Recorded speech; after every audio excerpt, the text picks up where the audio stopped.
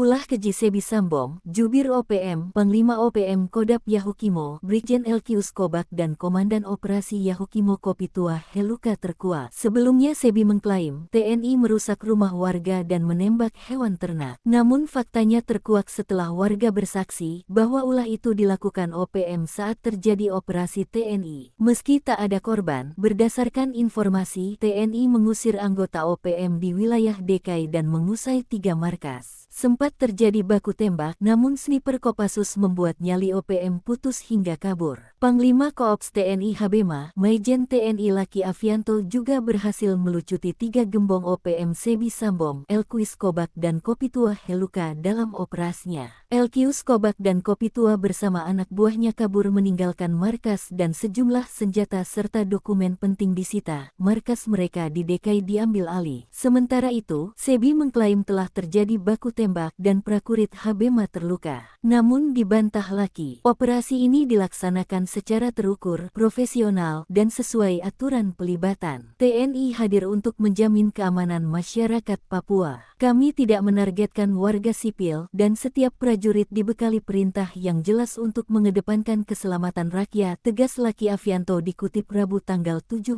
Desember tahun 2025.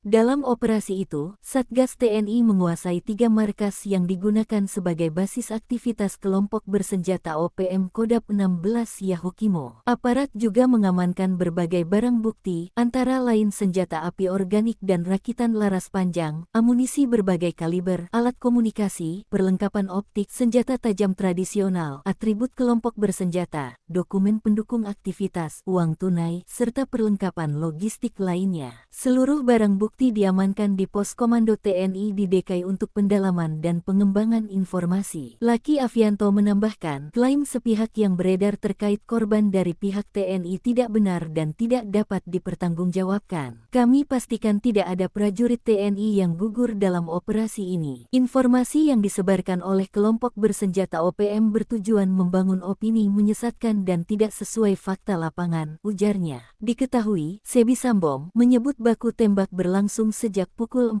hingga pukul 8 waktu Indonesia Timur dan disertai serangan darat serta udara yang diklaim berdampak pada pengungsian warga sipil. Laki memastikan, justru warga berterima kasih dibebaskan dari cengkaraman OPM dan tidak ada yang mengungsi. Pasca operasi, TNI menyebut situasi keamanan di Yahukimo dalam kondisi kondusif. Masyarakat diimbau tetap tenang dan tidak mudah